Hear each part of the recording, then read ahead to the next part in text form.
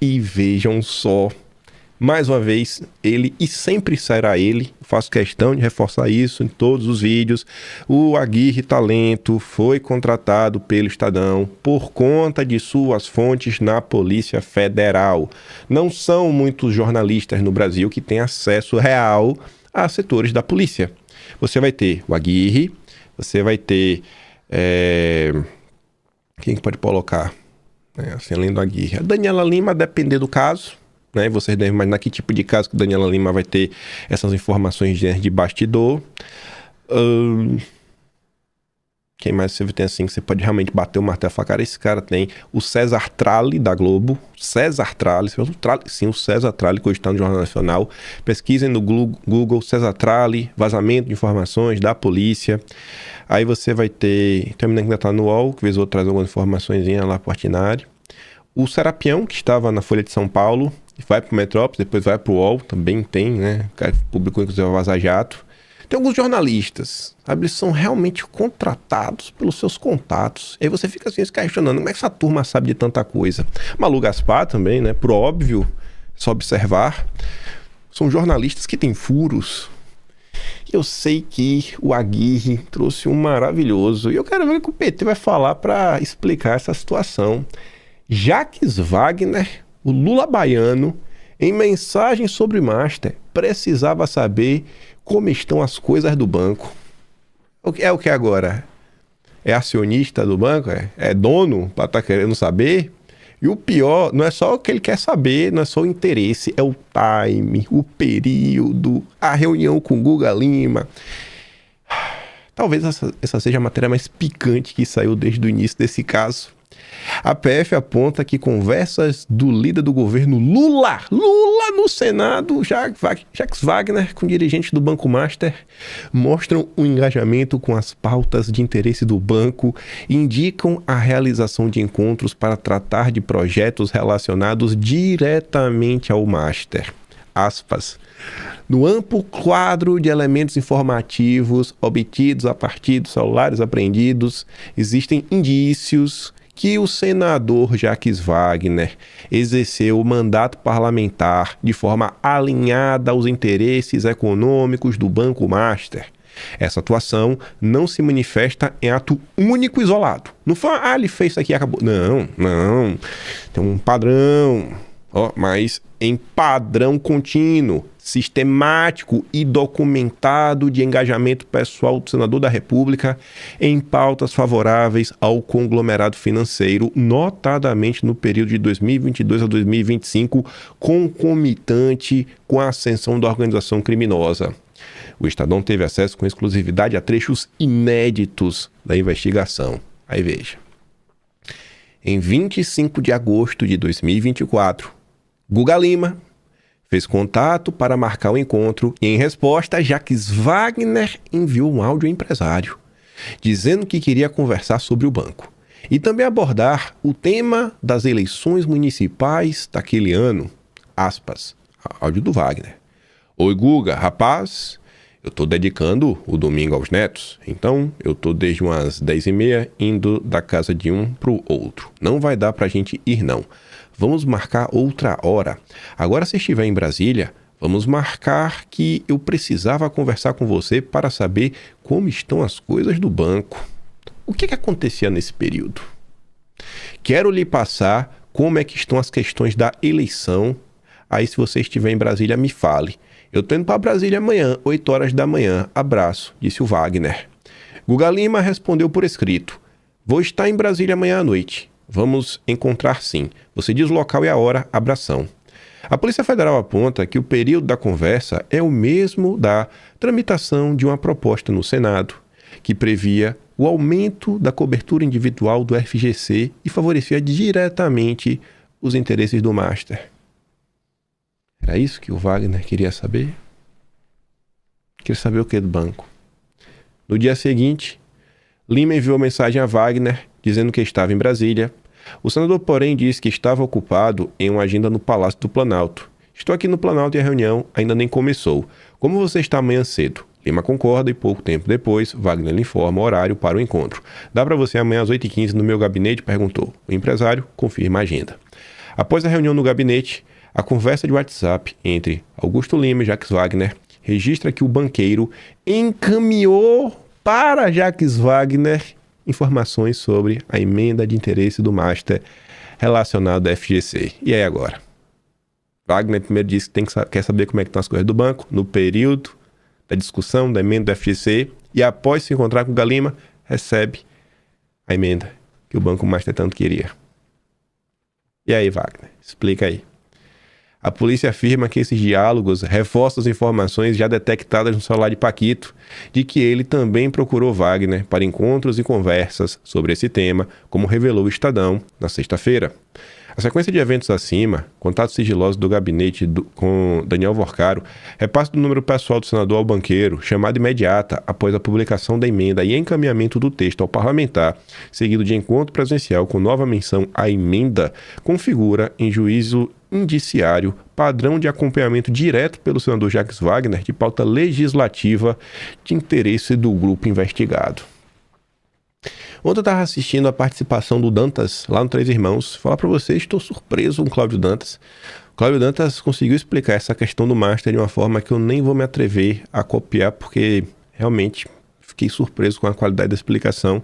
Ele conta realmente assim, como surge toda a questão do Banco Master e ele começa a discorrer sobre o Guga Lima, a Bahia como um todo e apontando como funcionam, quem são as pessoas que estão na máquina. O atual ministro da Justiça e Segurança Pública foi indicado pelo Jacques Wagner, né? Até ficou fora de ordem, né? Era pra estar aqui já. Aí você tá se questionando, cara, como assim, né? Que é o chefe da PF, velho. O chefe da PF agora, nesse momento, indicado do Wagner. O Wagner indica o Guido Mantega, o Wagner indica o Lewandowski sai sem muita explicação, assim que começa toda essa confusão do Banco Master. Estranho isso, né? E aí você vê o Galima não tá preso. As principais informações que nós obtivemos foram do celular do Paquito. O celular do Galima tem o quê? Então parece que... Não sei, né? Parece até que o menos tá pegando leve, né? Diferente do que alguns estão tentando vender aí como narrativa. Mas veja só. Ontem a turminha da Globo News, né? A secção extraoficial do Lula estava discutindo sobre a questão do Master. A Yara colocou aqui um recorte. Escute só. Paulo Gaspar disse que é uma ala no PT que pede para a imprensa ir para cima de Flávio e não para a gente. A classe política está querendo normalizar a situação. Eu posso falar, eu posso dizer que está tudo bem, porque no fundo todo mundo aqui está envolvido. E Ciro Nogueira embisa fingindo que está doente, né? Diz Merval. Cadê? Vem aqui. Vendo o discurso de uma certa ala do PT que fala assim, então, mas tem que ir para cima do Flávio Bolsonaro e não pra gente. Eu acho que nesse caso, todo caso tem um pouco esse tom de empurrar, apontar o dedo para outro, mas nesse caso do Master, tem uma coisa muito impressionante que, primeiro, todo mundo diz que não tem problema nenhum. Então, às vezes o cara simplesmente fala, poxa, pisão na bola, vou me explicar, sou inocente, mas assim, o que os caras estão falando? Como começou ali com o Hugo Mota? Não tem nada demais. Não, ganhei um voo, tudo bem, não tem nada demais, todo mundo vai dizer que é normal. Aí eu pego uma carona no avião do Daniel Vorcaro, é normal. Aí o cara paga meu hotel, normal. Aí o outro compra meu apartamento, normal. O tom usado para se explicar é um tom de quem está dizendo, olha, eu posso falar, eu posso dizer que está tudo bem, porque no fundo todo mundo aqui está envolvido. Peraí. Vou usar a mesma explicação de Cláudio Dantovski. Cláudio Dantas agora virou duguinista. Não tem pra onde correr.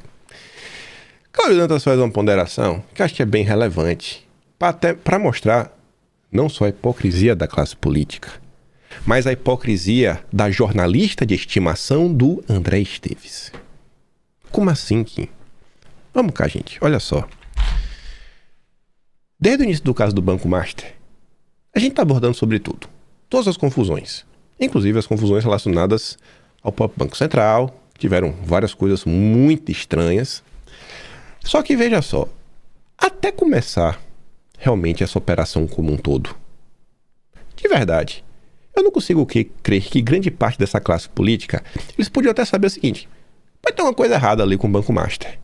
Mas eu não acho que eles sabiam que, por exemplo, tinha o sicário. E como funcionava algumas operações. Qual a imagem que você tinha quando você olhava para um cara como o Paquito? Se você olha para o passado, não tão distante, o Dedé, né? Que as pessoas falam que a Malu Gaspar é a jornalista de estimação do André Esteves. O Dedé foi preso no âmbito da Lava Jato. Fazer negócios que para muitos bancos podem ser, é um risco muito alto, que não vale a pena comprar, sem entrar de sócio, dar uns empréstimos, cara, o Dedé está disposto a fazer tudo isso lá atrás, se alavancou de várias formas. O Paquito é meio estabanado, mas o método do Paquito lembra um pouco o método do Dedé. E quando você olhava assim um Dedé, você podia falar, cara, esse cara é meio cowboy, né? Meio maluco, fora da lei, gosta de umas festas, gosta de uma gandaia. Mas você olhava pro Dedé, pra ele, tava patrocinando evento que tava a Globo, tava com seus títulos sendo vendidos pelo BTG, pela XP, o Banco Central tava assim. Assim, por mais que você soubesse que podia ter alguma coisa numa zona cinzenta, você tinha uma validação do establishment. Então você escutar a senhora Malu Gaspar falando, não, o Dedé pagou o voo e tudo normal. Uai, e quantos eventos nós não temos onde os bancos brasileiros estão patrocinando e a senhora Malu Gaspar não diz nada? Aí depois você entende porque Dom Pedro III e Dedé ficaram brigados. Falaram, não, o Dedé era o principal rival do Paquito. Porque quando o Dedé financia algo, financia algum evento e as pessoas vão, ó, maravilhoso. Ninguém fala nada.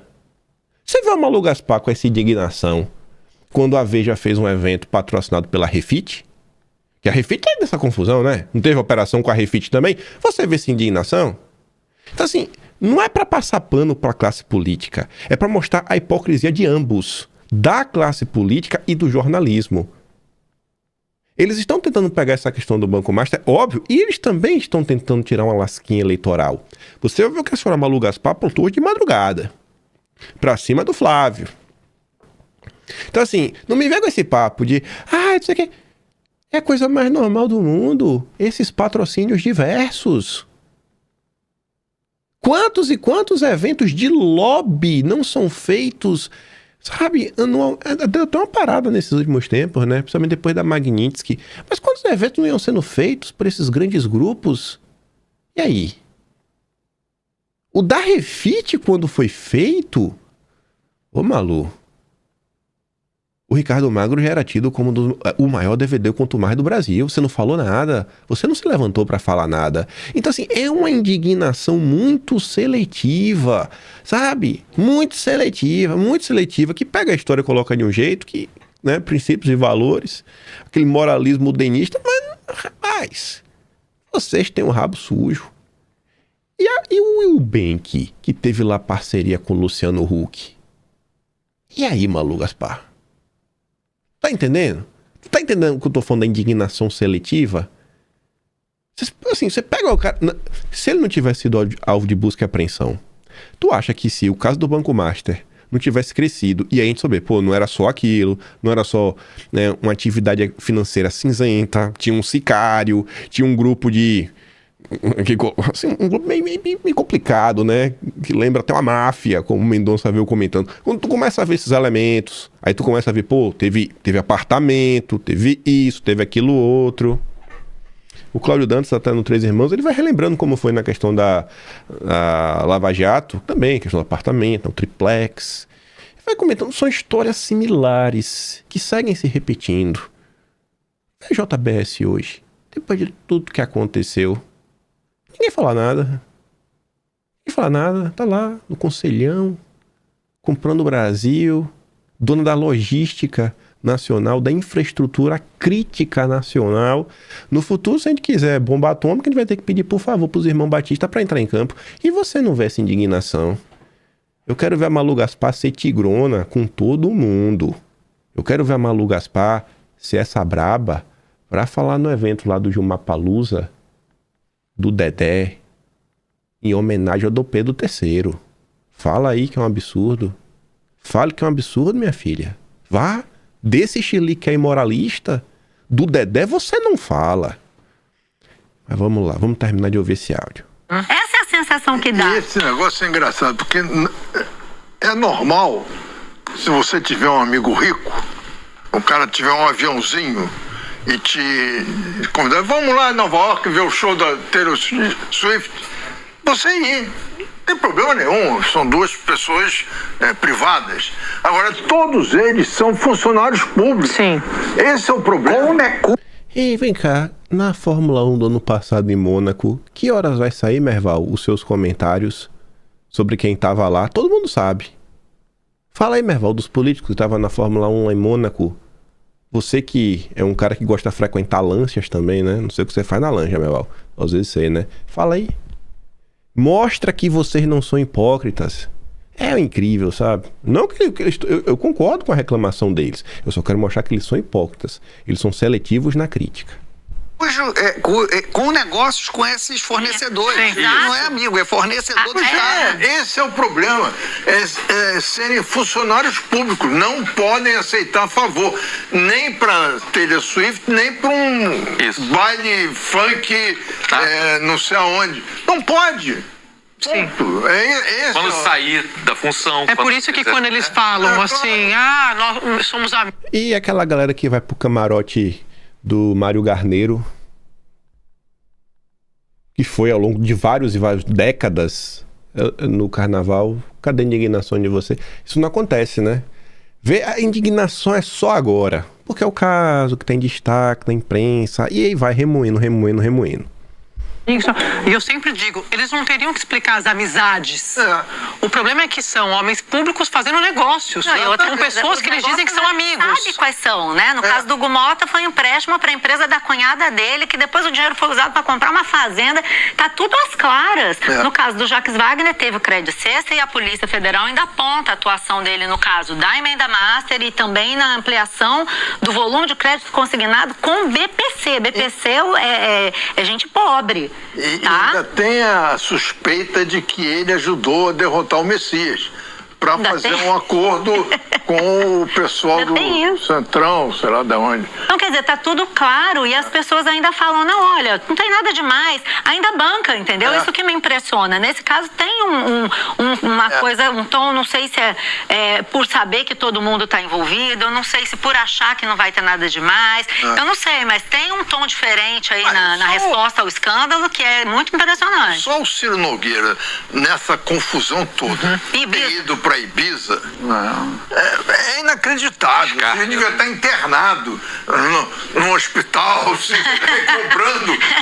Fingindo que está doente para não ter que falar nada. Né? Pô, tu foi para Ibiza. Saiu pouco tempo aí só no Metrópolis aquela questão do Itaú, que durante décadas, né, fez um desconto de coisa que era indevido, que são mais de 14 bilhões. E aí? Teve alguma indignação da Globo? Nenhum, né? Zero. Deus está vendo. Aí, em paralelo a isso, tem as discussões. E aí, Wagner vai ou não vai sair? Porque tá impactando o Lula, né? O problema é que sair também é passar recibo que, rapaz, aprontou.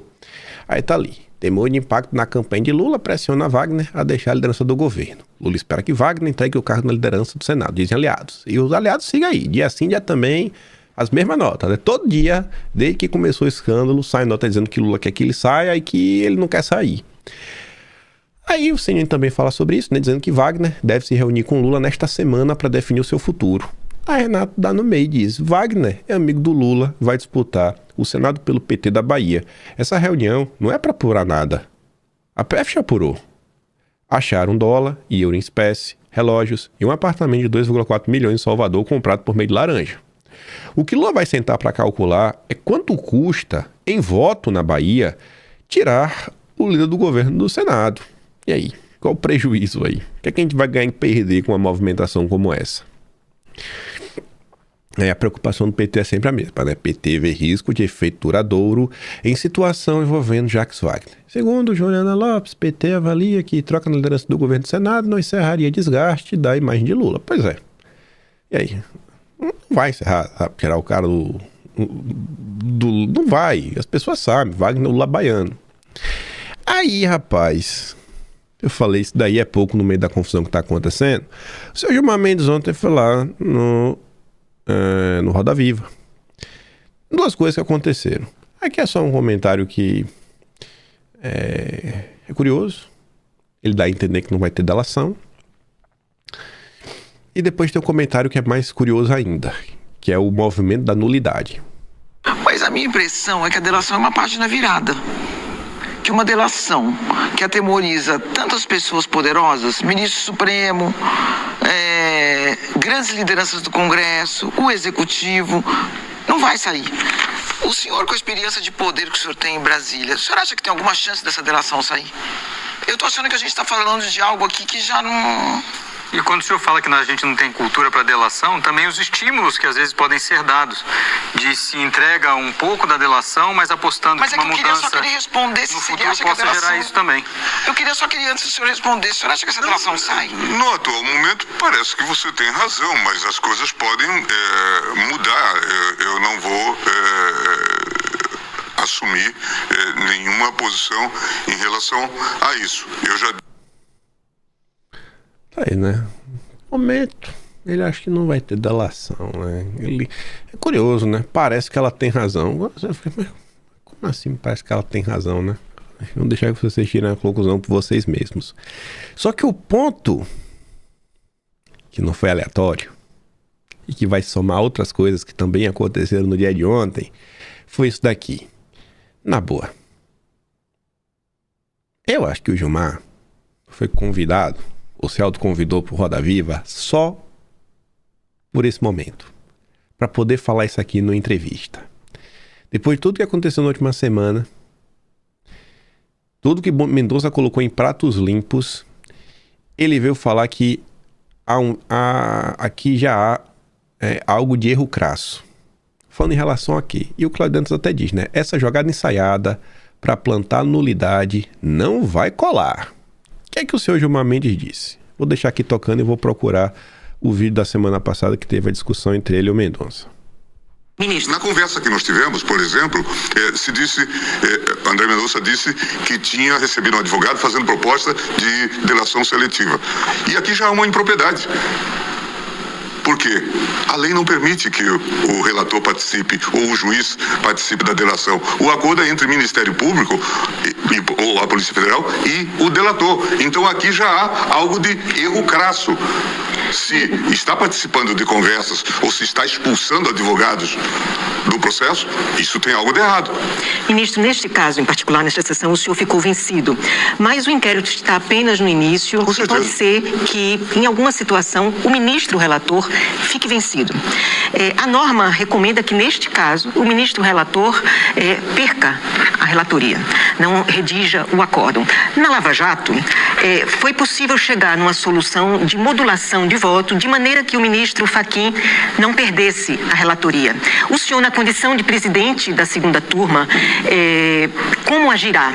Agirá no sentido de buscar uma modulação do voto do ministro André Mendonça, ou o senhor será favorável a que ele perca a relatoria do caso? Não, perder a relatoria é apenas no caso específico. Nós chamamos relator e redator para o acórdão. Nós não tiramos a relatoria, a não ser no caso específico. E eu também já estou deixando a presidência da turma, agora no final de junho. Então, não tem risco do ministro André Mendonça perder a relatoria do caso? Não imagino que seja, a não ser que determinados processos já não sejam de sua relatoria. Ministro.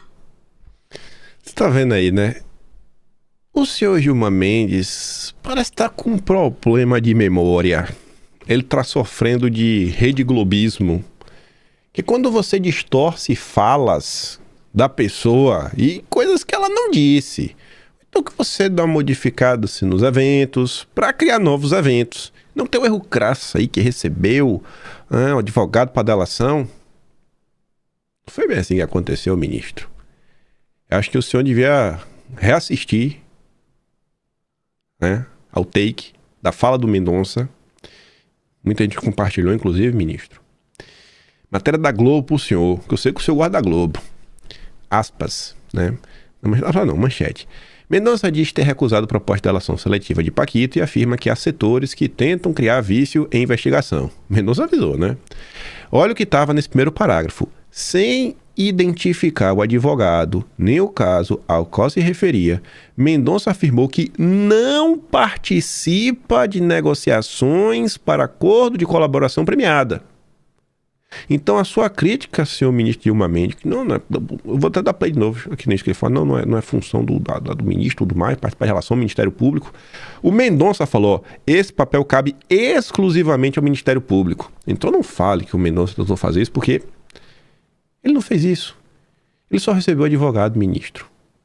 Como é de praxe, vários juízes, o advogado pede uma audiência e vai. Aí no meio da audiência o cara vai saber. O cara fala assim, ó, o advogado deveria saber que ele não poderia falar com o juiz, mas às vezes o advogado fala coisa que não pode. E aí o Mendonça interrompeu o cara, falou, opa, aqui não. Na minha cara. Perdeu. Então o Mendonça falou, ele perdeu o pudor. Vamos aqui, eu pego o trecho de novo, ó. O juiz participe da delação. O acordo é que participe, ou o juiz seletiva. E aqui já há uma impropriedade. Impropriedade. Por quê? A lei não permite que o relator participe ou o juiz participe da delação. O acordo é entre o Ministério Público ou a Polícia Federal e o delator. Então aqui já há algo de erro crasso. Não tem erro crasso, ministro. O Mendonça não participou. Ele deixa claro, ó, esse papel cabe exclusivamente ao Ministério Público. O senhor está dando a entender que o Mendonça fez algo que ele não fez. Fica parecendo que já era nulidade, ministro. Muita gente maldosa vai falar isso, né? Óbvio que eu sei que o senhor não quer. Aí o Mendonça dizia, ó, chegou uma proposta por um advogado, perderam o pudor, queria fazer uma delação seletiva na minha cara. Eu disse, eu não faço questão de delação, agora delação seletiva comigo não. O cara chegou lá, pediu audiência, o Mendonça vai saber. Aí ó, o Mendonça também afirmou que evitou ter acesso ao conteúdo de uma proposta de colaboração apresentada por uma defesa, porque entendia que isso poderia comprometer sua atuação futura no processo. Então Mendonça, ministro, ele não teve acesso. Não dê a entender que Mendonça fez algo que ele não fez. Isso é pesado. A defesa até apresentou a primeira proposta de delação. Eu não quis acessar, ministro Gilmar. Ele falou pro senhor, Gilmar. Há uma perspectiva de que certos setores atuam para criar um vício. Tudo que querem é criar um vício. Há um sistema articulado para isso. Eu não sou cego. E tu vê que a resposta do Gilmar é para Mônica Bergamo, a petista, a maior e mais consolidada petista da imprensa brasileira. Aí agora, você imagina, né, como é que tá a minha cabeça. Por isso tem que esperar um mês acabar, né? Porque agora eu vou pegar essa notícia do Mendonça, aí agora eu vou ter que pensar no Atlas como narrar isso. Porque vai ter os seus subtemas. Aí eu vou colocar essa notícia aqui. O julgamento do pai do Paquito ou cria um capítulo específico para as movimentações pró-nulidade? Nesse momento, hoje, eu tivesse criar um capítulo só para nulidade. Aí eu ia colocar o que aconteceu no julgamento e linkar com a fala do Gilmar e falar, olha, e aquele editorial do Estadão. No mínimo, já para começar. Aí o que tinha aqui depois, né? Quem foi advogado, né? Falando aqui que o advogado lá foi o Podival. Enfim, então, eu acho uma sacanagem. Distorceu o que o Mendonça fez e falou. Aqui ficou fora de ordem, me perdoe. Acho que nem vai falar aquela notícia hoje. Aí veja o que também rolou no dia de ontem. E veja como a notícia, entre aspas, da jornalista de estimação do Daniel Esteves, do André Esteves, está sendo dada.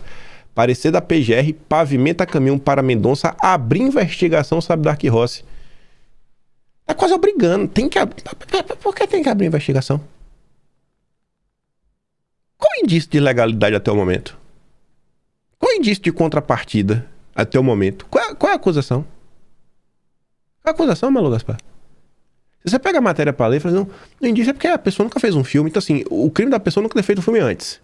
Então, qualquer pessoa que entra pro mercado de filme, se não fez filme antes, é bandido. É isso que você está falando, né? Então, o estagiário, o recém-formado é bandido. Ele só vira cineasta depois que vira o Walter Moreira Salles. Não, porque tem suspeito de quê? Não, Qual é o indício real que vocês têm para abrir investigação? Isso aqui não é aleatório. É para quê? O Dom Pedro III não quis, aí joga pro Mendonça, porque se o Mendonça não quiser abrir investigação com o Dark Rossi, o que é que vocês vão achar? O que é que vocês acham que a imprensa vai noticiar? Olha lá o Mendonça parcial, ó, está blindando a família Bolsonaro. Vocês sabem como é que a imprensa funciona. E em parceria com a jornalista de estimação do André Esteves, você tem a Daniela Lima. Disfarça, gente. Até o horário, pô. Deixaram pra publicar às 2 hoje de manhã. Eu só trouxe um parágrafo da Daniela Lima. Olha o nível da honestidade da galega. Caso Dark Rossi vai levar Mendonça da vitrine para a vidraça do Supremo. Ó. Tá deixando cair, vai tomar pedrada. Vai tomar pedrada. Vamos te acusar de parcial. Queremos anular o caso. Olha esse parágrafo. Como mostrou a colunista do Estadão, Eliane Cantanhede, no último fim de semana. Mostrou? Ela mostrou? Ela mostrou o quê?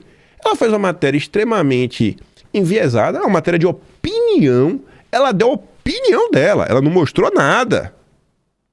Já pairam perguntas sobre a atuação de Mendonça. Por que não houve operação em torno do financiamento milionário da Dark Rossi? Que era operação, rapaz? Que é o que? Uma busca e apreensão contra o Flávio? Tornozeleira? Meter na cadeia? Vocês acham que isso aqui é aleatório? O timing das coisas está sensacional. O Paulo Resolve, que é um cara que tem um time, né? Lembra que quando o Lindenberg acionou o Dom Pedro III, o Dom Pedro III deu 5 dias para o Paulo Resolve, para decidir sobre Eduardo. Paulo Resolve não cumpriu os 5 dias. Ele só deu o parecer dele quando Eduardo falou, eu não voto pro Brasil. Aí ele deu o parecer. Aí Paulo Resolve toma essa decisão ontem, o dia que Gilmazão, seu ex-sócio, vai no Roda Viva. O time no Brasil é tudo, né? Aí ontem também, esse Ale Jonas é ligado ao petismo na CNN. Pode ver as matérias que ele publica. Aqui é só coincidência. Pega outro caso que o Mendonça é relator, que é o caso do INSS. Aí tá ali, ó, careca do INSS relata ao Supremo pressão por delação. Eu tô me pressionando aqui. Isso não pode, né? Ai, meu Deus, são os métodos da Lava Jato, é tortura, é isso. São só coincidência, gente. Isso aqui é só... Não vá achando que tem... Não, isso aqui é só coincidência. É o que eles querem que vocês acreditem. Aí tá ali, né? O cara do INSS relatou pressão de policiais penais do Complexo da Papuda sobre a eventual delação premiada. O episódio descrito por ele teria sido na semana passada, quando ele foi retirado da cela, onde está no presídio, para uma sala. E lá foi questionado sobre o motivo de não fechar um acordo. A narração consta uma petição enviada pela defesa de Antunes ao gabinete do Mendonça. Aí agora quer que o Mendonça investigue, né? O caso é, mas vai ter que investigar esse caso, Mendonça. Estou sendo maltratado. Vai se criando o clima, né? Pra cima do Mendonça. Ó. Tô de olho. Aí, nossa linda justiça brasileira, Supremo, atropela TSE e tribunais regionais em decisões que podem causar turbulências na corrida eleitoral. Viva o Estado Democrático de Direito, né? Entrei em Roraima a disputar a eleição suplementar no domingo, livre da concorrência dos principais rivais.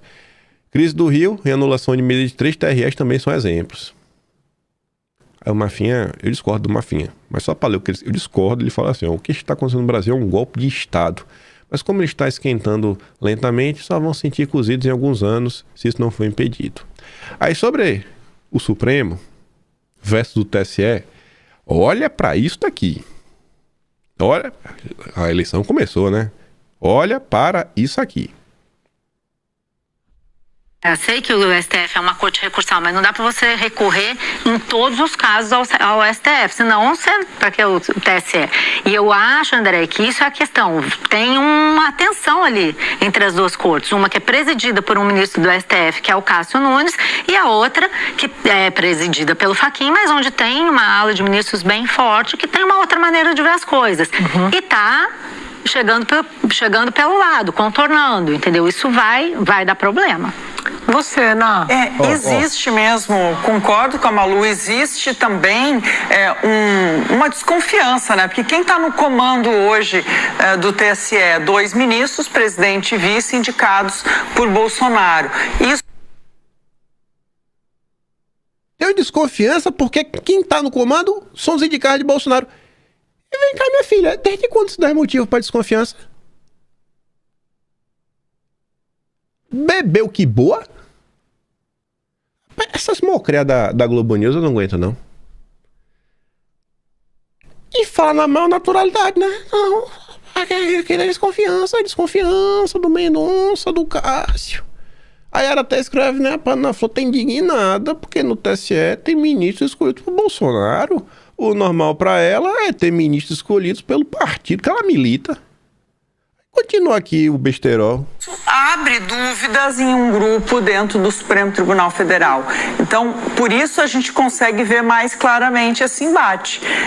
Eu concordo que o problema é não decidir, né? A própria situação do Rio pendurada tem contornos, claro, crime, mas está pendurada. Se a gente lembrar, a então presidente do TSE, a ministra Carmen Lúcia, reclamou durante o julgamento, né, de que o Supremo estaria, durante o julgamento do Supremo, que o Supremo estaria atropelando o TSE. E o que é pior é que a gente está vendo que as decisões são tomadas monocraticamente, tanto em decisões monocráticas quanto em pedidos de vista que seguram a situação até se criar um fato consumado. Pois é, né? São monocrática. Mas é como é ministro petista, ninguém desconfia. É só pra mostrar pra vocês, né? Essa questão lá de Roraima. O Tatu no Toco não é de direita, né? É um cara de... um nacionalista de esquerda, trabalhista de esquerda. Ex-brizolista. Ele coloca ali, ó. Compartilha a folha. Candidato do PL é o mais votado em Roraima. Mas TRE diz que não pode declará-lo eleito. Aí o Tatu diz assim, né? Democracia não é bagunça. Peraí que tá me ligando aqui. Deixa eu responder aqui. Ainda bem que nem apareceu na tela dessa vez, viu? Eita, informação importante. Deixa eu atender aqui da... Voltando, né? Enfim, democracia não é bagunça. Não pode deixar qualquer um ganhar só porque teve mais votos. Brasil, né? É o judiciário. Vai achar ruim? Né? A turma do Lula. E que a imprensa bate palma.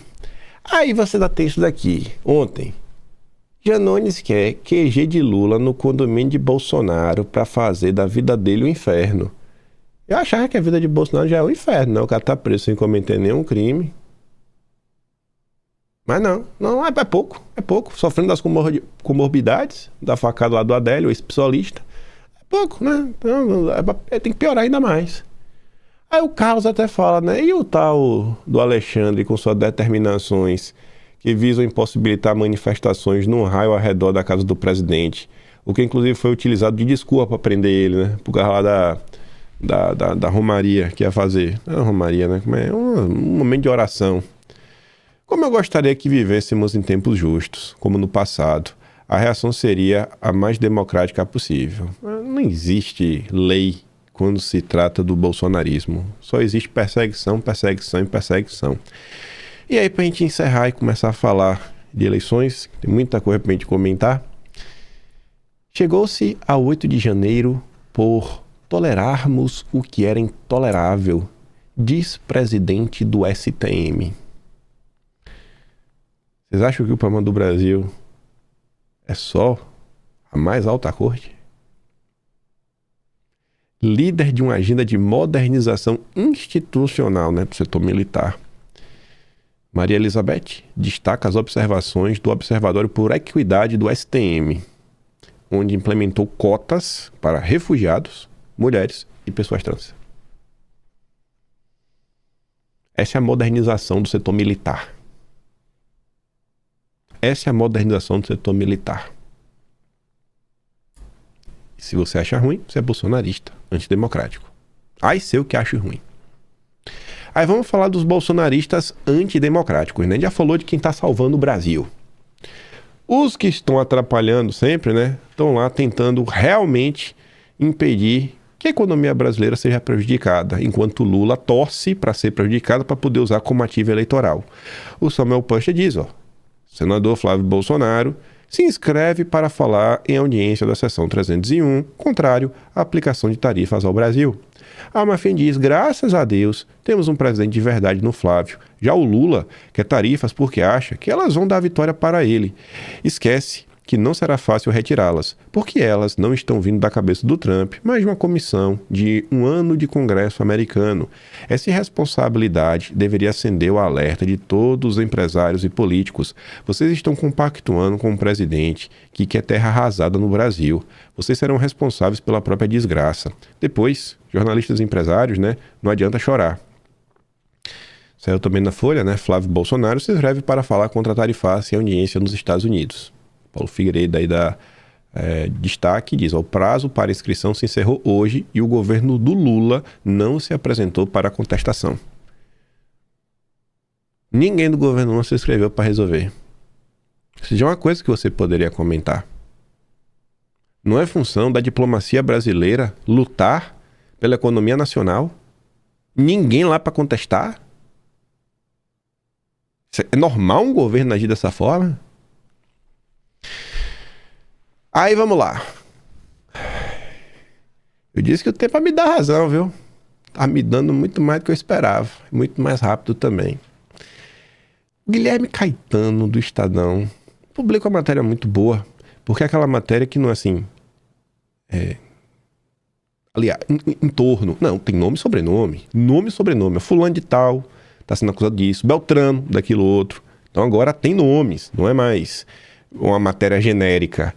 E ele vai trazer aqui algumas informações do que está acontecendo dentro da campanha de Flávio Bolsonaro. A manchete é: comunicação da campanha de Flávio vive disputas internas em meio à baixa nas pesquisas. A menos de 4 meses das eleições, a comunicação da pré-campanha de Flávio passa por disputas internas. A gente vem comentando isso até um tempo já, Estadão conversou com 5 pessoas da pré-campanha e ouviu críticas e queixas sobre disputas de protagonismo e divergências sobre a estratégia a ser tomada até o pleito em outubro. Há uma rivalidade fisiológica dentro da equipe pela proximidade com Flávio e influência sobre a campanha, segundo relatos dos integrantes. O controle sobre o que vai ser publicado nas redes sociais do Flávio. Que tipo de discurso o Flávio vai adotar? Como ele vai se vender enquanto candidato presidencial? Tudo isso é foco e desentendimento dos mais diversos grupos dentro da campanha. Houve baixas no último mês por conta dessa concorrência interna. Um dos atritos ocorre entre o Fernando Pessoa, assessor do gabinete do Senado, que hoje atua como uma espécie de marqueteiro digital, e os profissionais de publicidade que chegam para trabalhar na equipe. O então estrategista de mídias sociais da campanha, Marcos Carvalho, por exemplo, deixou o projeto dias atrás após divergências com Pessoa. E eu falei com vocês do Fernando. O Fernando tá com o Flávio desde que tudo era mato. Conheço o Flávio há mais de década. Não é um cara que chegou agora. Tá com o Flávio desde que tudo era mato. Aí quando veio a galera da campanha, falou: tá bom, mano, não vou fazer nada não. Manda aí que você mandar eu posto. Vou lavar as mãos. Aí nessa da lavada das mãos foi um dia que ficou mais de 20 horas sem postar nada nas redes sociais do Flávio. Quando postou foi aquela foto da Deolane fazendo L. Reclama. Mas beleza, não vou fazer não, tá na mão de vocês. Aí quem é pra fazer não faz. Os caras só querem o espaço. Trabalhar que é bom ninguém quer. Algumas das marcas que Flávio vem tentando imprimir na persona presidenciável são ideias de Pessoa, como camisetas com frases que ele tem usado em eventos. Veja como Pessoa é um cara que joga contra, Você vê as ideias absurdas. Não sei como é que alguém pode estar com raiva num cara desse, Se os aliados dizem que as camisas de Flávio são um boné de Trump e exemplificam o tipo de jogada que costuma ser pensado pelo marqueteiro-chefe da campanha. As frases são tiradas de sentimentos captados pela equipe de Pessoa entre os moradores de cada região visitada pelo senador. Em Altamira, no Pará, Flávio vestiu o slogan "Amazônia é nossa". Eu acho bem condizente. Na cidade agrária de Luiz Eduardo Magalhães, na Bahia, a frase foi: "Lula taxa, a gente planta". Acho que ecoa no coração das pessoas. No Paraná, berço da Lava Jato era: "Curitiba prendeu, Brasília soltou". Vocês estão achando ruim? A campanha devia estar preocupada com outras coisas, Você vê, a campanha, a super campanha, ela está por trás do evento lá de segurança pública. Já a matéria fala sobre isso, eu vou adiantar. Governo Lula tentando pegar um pedaço da agenda da soberania, aí vem Copa do Mundo e tudo mais. O pessoal me faz um evento, cara, de camisa preta, velho. Qual a lógica disso? Camisa preta. Vocês sabem o quê? Porque nem o Bop mais tá na moda. Sabe? As cores do bolsonarismo sempre foi o verde e amarelo, não faz sentido nenhum aquilo ali. O negócio meio fica até apagado. É o que? É campanha de marketing digital. Mas vai chegar lá para falar mais desse dia da segurança pública. O empresário Marcelão, amigo de Flávio, coordenava a área de comunicação, também deixou a equipe após entrar em rota de colisão com o senhor Rogério Marinho. Nosso Frodo. Precioso. Profissionais ligados a Marcelão caíram junto com ele. É óbvio. A outra disputa ideológica também causa insatisfações. A aula se queixa da pressão por acenos ao bolsonarismo raiz, feita por aliados externos, como Eduardo, Paulo. Assim, aliás, externo. O pessoal, assim, porque o cara tá na rede social falando, cara, é importante a gente manter nossos valores princípios. Tá assim, não tá nem com o pé no Brasil para poder interferir, mas nem isso eles querem. Eles não querem nenhum tipo de pedido. Não pode pedir, não pode cobrar, não pode fazer nada. Porque os alecrim dourados, né, vão chorar. Enquanto os profissionais de comunicação defendem privilegiar o eleitorado indeciso e moderado, cujo voto o PL disputará com o PT para vencer a corrida. O problema é que, assim, eles não estão tentando... como é que eu posso falar? Privilegiar o indeciso. O que está acontecendo é que eles estão pasteurizando tanto o Flávio, mas pasteurizando tanto, que nem o indeciso, velho, tá vendo energia e vigor na campanha do Flávio. E essa crítica já chegou a essa turma, eles sabem disso. Eu não tô falando nada inédito nos ouvidos deles. A ida aos Estados Unidos para o encontro com o Trump, olha isso aqui, desagradou essa ala, em especial após Flávio ser associado ao novo tarifaço. Por que vocês não trabalharam para desfazer? Vocês usaram esse episódio, e eu falei isso lá atrás, para tentar afastar o Flávio do Eduardo. O senhor Rogério Marinho teve papel central nisso. O Flávio pode vir a público, tá fazendo um pai. Pode falar o que for, Flávio. O Rogério Marinho tentou e tomou um chega pra lá, não só do Flávio, como também do Valdemar. Pode falar que eu tô mentindo. Mantenha o que eu disse. É fácil me chamar de mentiroso, né, Marinho? Mas quem tem que saber, sabe. Sabe do que tá acontecendo. Porque aqui a gente não vai mudar muita coisa. É só pra galera ficar todo mundo por dentro da sua foca. Enfim, né? Aí continua. Flávio vinha adotando uma postura mais moderada nos primeiros meses, que era criticado pela militância. Não. Ninguém estava criticando o Flávio pela postura mais moderada. Flávio estava no máximo sendo criticado quando passava demais a mão na cabeça de quem estava jogando contra. Só por causa disso. A crise da divulgação dos do Paquito, no entanto, fez o Flávio abraçar as origens e se virar para a direita radical. É porque, no final do dia, ele vê que quem realmente está do lado dele são os radicais de sempre, que não são bem vistos por ninguém. O motivo dessa estratégia é que seria prioritário abraçar o grupo que estará com a família Bolsonaro, independentemente do noticiário, para assegurar a base mais fiel e depois trabalhar para resgatar os mais independentes, cuja intenção eleitoral oscila. Um dos aliados explica a estratégia afirmando que, quando há uma crise, você se abriga em sua casa. Passada a tempestade, a ideia é que Flávio seja radical, onde ele possa ser radical, como no discurso de segurança pública, ao defender castração química. Em outros temas, como na agenda voltada às mulheres, ele quer assinar mais ao centro. E de boa, velho, porque a turma que quer que ele seja radical, essas pessoas não são radicais em tudo. O tal radicalismo da direita é contra os desmandos do Estado. E enquanto esses setores da campanha seguem com essa descaração, criando um espantalho para tentar definir o que é a militância, a gente chega aí batendo cabeça à toa, porque vocês estão com medo da própria sombra, achando que o que uma tia do Zap vai entrar dentro do PL e vai tomar a campanha de vocês, os mais de 100 milhões de reais envolvidos na campanha de marketing, está em mais ou menos 200 e poucos milhões de reais. Não, cara, ninguém vai tomar esse dinheiro de vocês. Ninguém vai tomar, fiquem de boa, pô, agora vão trabalhar. Com a saída de Marcelo, o time anunciado para reforçar a comunicação entrou num limbo. Dias antes da crise estourar, ele anunciara a contratação de Antônio Costa Neto, ex-diretor global de criação da Bates Worldwide, Walter Longo, ex-presidente do Grupo Abril, e Roberto Munhoz, diretor de jornalismo. Aí eu pergunto, ficou no limbo porque assim, demitiu o cara e aí vai fazer o quê? Aí ficou às cegas. Parece sensato, por parte do Rogério Marinho, um senhor de cabeça branca, rifar a turma que estava na comunicação, sem ter um time já para colocar no lugar, deixar a campanha do Flávio às escuras, que seja por 24 horas. Ô Frodo, tá ruim, irmão. Eles já não trabalham mais na campanha, e os contratos antigos estão sendo reavaliados. Aí, tamo aí, no limbo. A reestruturação vem sendo implementada pela dupla de publicitários Alexandre Outramari e Eduardo Fischer. O Outramari é apoiador do Constantino. A equipe responsável pela relação com a imprensa é o Portela. A gente tava falando isso aqui, né? Que tá aí muito mais esforçado para colocar a Daniela Marques na imprensa, como é nota que a gente passou, que nem vai comentar hoje, lá do Lauro Jardim, do que qualquer outra coisa. Né, Portela? E aquelas notas também criticando o Eduardo. É o Fábio Portela. Essa é a campanha do Flávio. O evento realizado nesta quinta, na capital paulista, foi para anunciar algumas propostas na área de segurança pública. Foi da dos novos marqueteiros. E mantiveram o evento mesmo com a operação do Jacques Wagner. E assim, eu não é por má vontade, é porque eu falo, para os nunca são muito mais relevantes, né? Eu acho muito mais relevante nesse momento explorar o caso do Lula baiano do que qualquer outra coisa. É importante, né, repercutir o caso Lula baiano, municiar as pessoas com informações para elas poderem falar.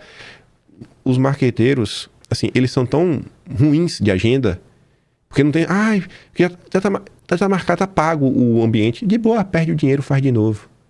Transforma o evento em outra coisa. Agora, pra vocês terem ideia como esse evento foi tão mal feito, porque assim, ó, a militância reclama, e com razão, o Tarcísio não apoia. O Tarcísio posta um vídeo lá na rede social, que foi um evento lá com o lançamento da campanha do Derrite, e não menciona o Flávio. Mas no discurso, o Derrite até fala do Flávio.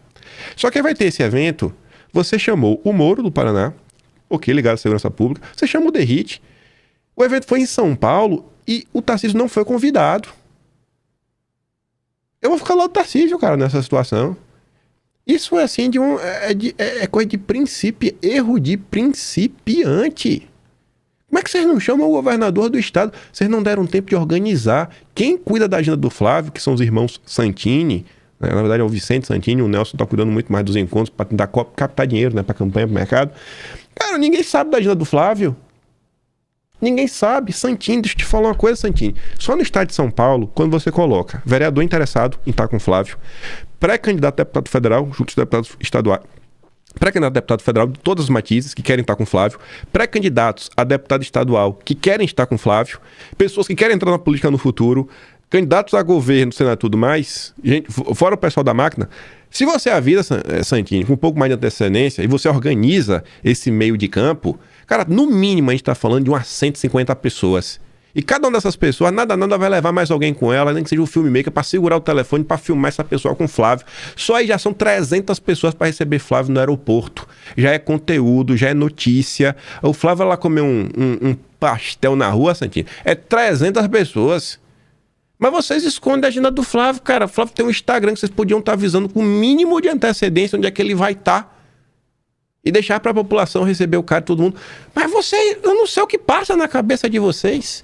Dia 11 agora vai ter uma mega feira no interior de São Paulo, que vai ter vários professores parradais pelo país. A cara de um evento para estar lá Flávio com o Tarcísio junto, Tarcísio do ITA, falando aí das mentes brilhantes, essa tecnologia de desenvolvimento. Vocês podiam estar lá, pô. Podia estar fazendo campanha para rodar entre o sertanejo, né, a música como um todo, com os marombas, com a turma nerd, com a turma dos games, qualquer coisa. Mas o que é que vocês estão fazendo? A semana passada, assim, um evento por dia era assim, hoje vai encontrar com o Estadão, amanhã vai encontrar com a Folha, não vai encontrar com a SBT. Aí vai na Jovem Pan, aí sai aquele videozinho, a entrevista do Flávio na Jovem Pan, às 3 da tarde. Vocês não conseguem pautar a imprensa. Essa é a campanha do Flávio. Aí vem a turma do Lauro Jardim. E aqui chama atenção, né? Você ser defendido pelo Lauro Jardim... Pô, Frodo. Acho que tá jogando mal, viu? Alvo de fogo amigo. O coordenador da campanha de Flávio foi escolhido por seu pai. Já deu logo a carteirada no início. Ninguém quer te tirar, Rogério Marinho, de onde o senhor tá. Mas você tem que se acalmar, cara. Rogério Marinho tem sido alvo de fogo amigo por causa de sua atuação como coordenador-geral da pré-campanha de Flávio, considerada pelos adversários centralizadora demais e agregadora de menos. Tá todo mundo com essa percepção, Rogério. Você quer controlar tudo. Tudo. Mas nem mesmo os mais satisfeitos com o desempenho do senador têm qualquer esperança que ele vai ser retirado e ninguém nem deseja isso. Isso porque ele foi escolhido para chefiar a campanha por Jair Bolsonaro. Aí para falar um pouco do meu querido Frodo, meu precioso, o senhor tá virando Sméagol. Cuidado, é a maldição do anel. Tá? Meu precioso, calma. E depois desse cabelinho implantado, você tá a cara do Frodo, viu? Você tá o Bilbo Bolseiro. Vamos ficar com o Frodo. Ó, falar uma coisa pra vocês, sem birra. Não é criticando o Rogério Marinho, não. Até também não é um elogio. O Rogério Marinho é um coordenador da campanha do Flávio. Primeiro ponto. Segundo ponto. O Rogério Marinho tem cabelos brancos. É um cara com experiência e maturidade. Terceiro ponto. O Rogério Marinho é político há décadas. Quarto ponto. Ele não é um político boca aberta, tipo o Zé Trovão, esses políticos malucos da direita. O Rogério Marinho é um político de verdade, de articulação. Depois de falar esses 4 pontos, como coordenador da campanha do Flávio, o Rogério Marinho está numa posição que tem algumas coisas que só ele pode fazer. E são essas coisas que o Rogério Marinho, você, Rogério Marinho, deveria estar focando. Como, por exemplo, articulação política. Você acha que o Marcelão que foi demitido pode ligar para os políticos aí ao redor do Brasil para tentar marcar, né, um café, comer um bolo, para discutir, uma aliança aqui para fortalecer o Flávio? Você acha que eles seriam recebidos por Marcos Pereira do Republicanos, a turma do digital? Agora o Rogério Marinho quer tomar conta do digital, até o papel higiênico que o Flávio tá usando para se limpar na hora que vai cagar, pô. Aí tá de brincadeira, com medo que o cara se cortar e tomar hemorroida. Calma, meu precioso. Cara, o papel do Rogério Marinho, que ele devia estar focado, e que todo mundo tem essa compreensão, é fazer a articulação política, que realmente quem pode fazer é ele. Muito mais preocupado que ficar falando de economia. Foi até, né, rebatido pelo Flávio, que estava lá defendendo a reforma trabalhista, a reforma previdente. Falou, no meu governo, não. Sai de perto de mim quando eu vou fazer ajuste fiscal em cima de pobre. Não tem esse pau de querer ficar agradando o banqueiro.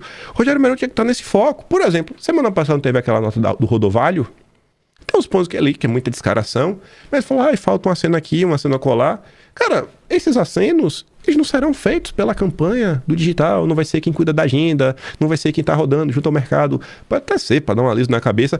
Mas isso em específico é papel do articulador político.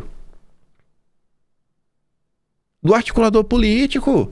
É pegar esses líderes religiosos, alisar, botar no colo, aquelas conversas chatas no pé do ouvido, sabe? Dar uma lambida no cara, pro cara se sentir. Esse é o papel, bicho, do articulador político. Não só isso, como outras coisas que o Rogério Marinho poderia estar, né, ajudando bastante. Por exemplo, você tem gente que... ninguém tem esperança do que o PSD do Kassab vai apoiar o Flávio de norte a sul, até porque o PSD tem candidato. Agora eu tenho certeza que tem pessoas pelo Brasil que se você chegar a dar uma conversada, nada, a pessoa pelo menos não vai ficar jogando pedra. Você tem lá o ex-prefeito, como é o nome da cidade dele? Não é do Joinville, não. Chapecó, o ex-prefeito de Chapecó, que se dizia bolsonarista. Tava gravando um vídeo nas últimas horas para bater no Flávio. Querendo criar todo um cenário, a construção, que basicamente o Flávio é bandido aí, junto com o Vorcado e tudo mais. Por quê? Porque ele não foi escolhido para ser apoiado lá em Santa Catarina para ser candidato ao governo. Porque a direita está apoiando a reeleição do Jorginho Melo. É o papel da articulação política. Sentar com essa galera, rodar com os estados, conversa com outro, pega pela mão, tentar resolver. Mostrar aqui primeiro o áudio pro senhor, Rogério Marinho. Se eu gosto de falar que eu tô mentindo. Como é que eu vi, ó, o menino que você defende, o censuradorzinho, que você diz que não fiz isso não, eu não tentei censurar ninguém não. Eles sabem que o Eduardo Bolsonaro não tem cacife pra dominar porra nenhuma porque é um aloprado, entendeu? Você pega o Carlos Bolsonaro muito menos, o Renan muito menos, né? Você pega o Flávio muito menos.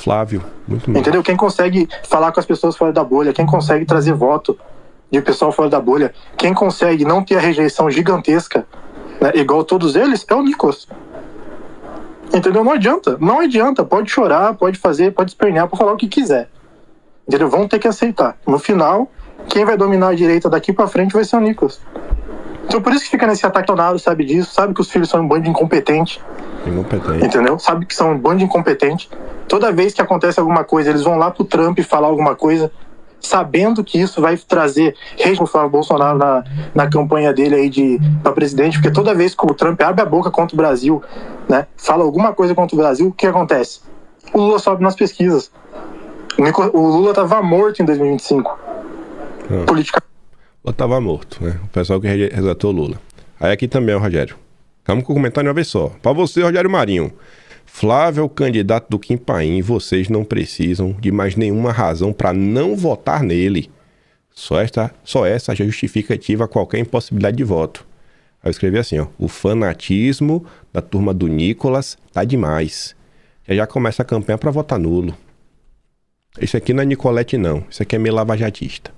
Sou de direita, sempre fui. Para derrubar o Lula já votei em FHC, Aécio, Serra, Covas, Bolsonaro. Hoje votarei em qualquer um. Tarcísio, Zema, Caiado, Renan, Pedro, Paulo. Só não voto em ninguém que tenha o sobrenome Bolsonaro. Errei quando votei no pai, não erro mais, aprendi. Então assim, como articulador político, Rogério Marinho, em vez de tentar aliviar pro Nicolas, sabe? E abafar um episódio de censura na direita, o senhor devia estar cobrando o Nicolas para ele participar da campanha.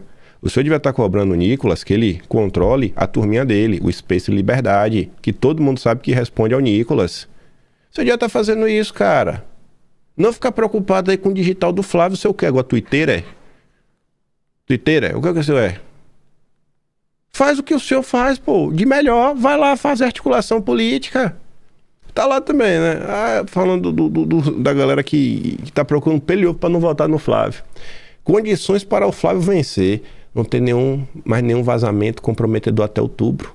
Eduardo tirar férias e surfar em Dubai até as eleições e o infiltrado Kim Paim ser desautorizado pelo próprio Flávio publicamente. O Ratão fala assim, ó, não, essas são as condições para vocês embarcarem na campanha depois de fazer um escândalo atrás do outro. A condição para o Flávio vencer é a isentosfera baixar o ego que está na lua. É recolher-se à realidade. Vocês não conseguiram viabilizar uma candidatura própria. Agora resta votar contra o Lula. Aí o Ratão fala assim, ó, as 5 frases do luto da isentosfera no X. Em dezembro veio a negação. Ficaram malucos e passaram meses esperando o trade T, como se fosse aparecer uma solução mágica até abril. Depois veio a raiva, que durou praticamente o mês de maio inteiro. Agora, depois de fracassar na tentativa de emplacar uma candidatura própria, a isentosfera entrou na fase da barganha, né? Tem condições para apoiar o Flávio. A lista de exigências é infinita. Tem que desautorizar os irmãos, quem tem que deletar o canal dele, tem que pedir desculpa a Michele, tem que isso, tem que aquilo, tem que mais não sei o quê. Quando terminar a Copa, começa a fase da depressão. Aí eles vão perceber que ninguém obedeceu, que por mais dinheiro, barulho e chilique que eles façam, o bolsonarismo simplesmente cagou e andou. Então em agosto, né, virá a aceitação. Finalmente vai engolir o nojinho, baixar a bola e apertar o 22 nas urnas. É recolher-se à realidade. Vocês não conseguiram viabilizar uma candidatura própria. Aí no dia de ontem, também teve outra coisa que eu acho que o Rogério Marinho podia estar resolvendo, porque passa aqui pelas decisões do próprio partido político. Senta com a Michele e resolve aí, cara. Inclusive resolve lá no Ceará de uma vez por todas. Não é a primeira... De novo essa treta, eu pensei que tinha superado já. De novo, Rogério. Quem que vai resolver aqui, Rogério? É o Flávio? Vai resolver de novo? Não é o senhor, que é articulador político? Meu querido, meu precioso. A senhora Michele Bolsonaro postou ali, né? Nunca foi para tirar o PT, e sim por projetos de poder. Já gravei um vídeo explicando o que aconteceu no Ceará e vou publicá-lo em breve. Ela coloca ali o Ciro Gomes na Veja, que disse que os dois são iguais. Falando de Lula e Bolsonaro, basicamente isso, né? Tá ali, ó. Ex-ministro Gonda, porque decidiu optar pela disputa estadual, critica Lula e Jair Bolsonaro, descarta apoio ao filho do ex-presidente e afirma que vai libertar o Ceará do PT. Aí eu só destaquei ali os números do comentário da Michele. Quando eu fui bater o print, eu falei assim, ó, olá, passando só para deixar uma reflexão. Quando os comentários são maiores que as curtidas, é porque a situação não tá boa. Normalmente tá sendo alvo de críticas. Twitter não é Instagram. Se eu pudesse dar um conselho, seria focar na campanha do Flávio, a única campanha capaz de trazer justiça e lutar pela vida do seu marido. Aí você vê como as coisas vão se dando, né? Isso tudo porque não tem comando político. A coordenação política não tá funcionando. Uma casa dividida não para de pé. Aqui também eu acho que é uma certa má vontade, né? Porque a galera que vive de política e meio que dá uma lacrada feia, né? Tentando esconder de verdade o contexto maior. Escute aqui o pré-candidato, eu vou ler o que ele escreveu. Acredito que nenhum bolsonarista esperava o apoio do Ciro Gomes a nível nacional. Ninguém esqueceu o que o PDT fez contra Bolsonaro com o apoio do Ciro. O que acontece é que o PT reina naquela região e, infelizmente, quem ameaça esse reinado é apenas o Ciro. Acho que a maioria de nós tapa o nariz com essa possível aliança. Não por gostar do Ciro, mas pensando exclusivamente no povo do Ceará. Por esse vídeo do pré-candidato a deputado federal pelo Distrito Federal, publicado no History da Michele, a Michele compartilhou esse vídeo, dá para ter uma noção do que virá. O estranho é essa preocupação com a campanha nacional e a recusa de apoio do Ciro ao Flávio, sendo que ela faz questão de se esquivar até hoje. Ela tá tão preocupada que o Ciro não tá apoiando o Flávio, que Bolsonaro é isso. Mas ela mesmo não apoia o Flávio. A declaração do Ciro não surpreende, não choca. Essa reação só acontece quando confiamos em pessoas e não esperávamos certas atitudes. E ela coloca ali, né? Primeiro turno, o Ciro aparece com 45,8 e o Girão com 4,8. Aí o que é que diz aqui o pré-candidato? A turma dos princípios e valores. Michele Bolsonaro tinha razão. Quando ela foi pro Ceará desfazer o acordo com esse jagunço, ela foi muito criticada. E por alas da direita, que estavam fazendo acordos espúrios, e que ainda estão, né? Desde a esquerda ao centrão. E ela falou, vocês estão fazendo acordo com a pessoa errada, ele não é de confiança. Acordos espúrios, né? Então assim, o André Fernandes está fazendo acordos espúrios. É basicamente isso. Mas alegavam que ele estava mudando, estava disposto a conversar. Depois que ele conseguiu o acordo, dá uma olhadinha na matéria que saiu agora sobre Ciro Gomes, que já tem um acordo dessa turminha aí. Os dois são iguais, de Ciro Gomes sobre Lula e Bolsonaro. Michele tinha ou não tinha razão de não apoiá-lo? Na cara dura. Então a galera que critica Michele, porque eu apoio do Flávio, olha o que ele falou sobre apoiar o Flávio. Descarta apoio ao filho do ex-presidente. Ainda disse que não vai apoiar Flávio Bolsonaro. Mas é o candidato de parte da direita. Uma direita que, assim, tá tendo, tá? Eu vou falar pra vocês que eu tô escandalizado, mas tem. Uma direita que agora é contra os princípios e valores, que fala de forma pejorativa. A turma dos princípios e valores. O Bolsonaro falou a vida inteira princípio e valor, mas essa turma agora descarta os princípios e valores. Uma direita agora que critica, a direita limpa. Por quê? Faz parte da sujinha. Uma direita que tá negociando com Satanás. Vocês não acordaram ainda? Negociando com Satanás. Tu entende o que virou? O quão folclórico virou essas pessoas? O cara quer ser político, velho. É só uma questão de número, sabe? Não é difícil de entender que um tem 46% dos votos, o outro tem 5%. Não é difícil de entender o que tá acontecendo. Não é difícil mesmo, sabe? Ninguém tá apoiando o Ciro Gomes por princípios e valores, cidadão. Para de lacrar, cara. Sabe? Lacração feia, feia, feia. A Yatsuki postou aqui um recorte do Jair. Ela fala assim, outubro de 2024. Quando hoje muita gente fala em engolir o Ciro Gomes, é porque já acompanhavam o que estava sendo planejado em 2024. Eu fui uma das pessoas que detestou a estratégia do André Fernandes em esconder o Bolsonaro durante as eleições de 2024. Até que nessa entrevista eu descobri que a estratégia era do próprio Bolsonaro para tentar impedir o PT de vencer no Ceará. Nessa mesma reportagem, o próprio Jair fala que conversaria com o puto do Ciro Gomes porque o foco sempre foi varrer o PT. Cadê? Aqui. Olha, Raquel, o ex-presidente Jair Bolsonaro veio aqui ao Congresso Nacional de surpresa. Ele teve uma reunião com o Bloco Parlamentar Vanguarda, que reúne senadores do PL e do Partido Novo. Isso porque o senador astronauta Marcos Pontes quer tentar se candidatar ali à presidência do Senado Federal. Mas Jair Bolsonaro é contra. Isso porque ele quer fazer uma composição com o favorito, Davi Alcolumbre, para que o PL não fique sem nenhum lugar na mesa diretora do Senado Federal. É uma maneira de dar mais força ao partido, inclusive a Jair Bolsonaro, também aos bolsonaristas, nessa próxima eleição de 2026. Jair Bolsonaro saiu da sala muito solícito com os jornalistas, conversou com todo mundo, respondeu perguntas ali por pelo menos 15 minutos, tratou sobre o PL da anistia, mas eu pude perguntá-lo sobre a eleição em Fortaleza e perguntei sobre a estratégia de André Fernandes de escondê-lo lá durante o segundo turno, de não falar de Jair Bolsonaro durante o segundo turno das eleições para prefeituras. Jair Bolsonaro disse que a estratégia foi dele mesmo, ele que não quis aparecer para prejudicar André Fernandes. Vamos conferir essa resposta de Jair Bolsonaro. A estratégia foi minha, não foi dele. Abriu o jogo aqui. Começou o Ciro apoiando a esquerda, apoiando. Se eu fosse lá na reta final, eu poderia atrapalhar. Então eu deixei ele ficar livre, leve e solto. Agora o V0, toda a sua velocidade inicial, foi comigo. E continuamos amigos. E eu fico muito feliz de ver uma jovem liderança dessa de direita despontando no Nordeste. O senhor chegou a conversar com o Ciro? Com quem? O senhor chegou a conversar com o Ciro? Não cheguei a conversar com ele. Eu tenho curiosidade, gostaria de conversar com ele no dia. Não sei se ele vai querer conversar comigo, né? Mas conversaria com ele sem problema nenhum. Pois é, Bolsonaro se mostrando muito... Sabe? Assim, aí tá rolando tudo isso. Cadê o coordenador da campanha pra resolver? Resolve aí, cara. Eu só quero que resolva. Se não for apoiar o Ciro, for apoiar o Girão, então resolve aí. Porque essa briga rolou que em janeiro, não foi? Foi dezembro aí, não lembro. Foi dezembro, foi janeiro. Aí de novo. De novo. A gente tá remoendo a mesma briga. Por quê? Porque a coordenação política do partido não consegue resolver. Eu vou falar uma coisa aqui extra, senhor Rogério Marinho. Eu acho que o senhor vai entender, mas ninguém aqui talvez vai entender, eu não vou entrar em detalhes. O senhor devia resolver a questão do Cezinha Madureira. A questão lá do Cezinha da Madureira, o que está sendo aí discutido com a galera, você devia estar tentando resolver essa parada aí. Porque isso daí tá chato mesmo, né? Porque aí já é sacanagem o que estão aprontando. Vou deixar só de recado aí. Sei que tem gente aí assistindo, né? Não. Resolve a questão do Cezinha da Madureira, velho. Porque isso aí vai... Já deu muito problema já. Ficar fingindo que nada acontecendo tá ruim.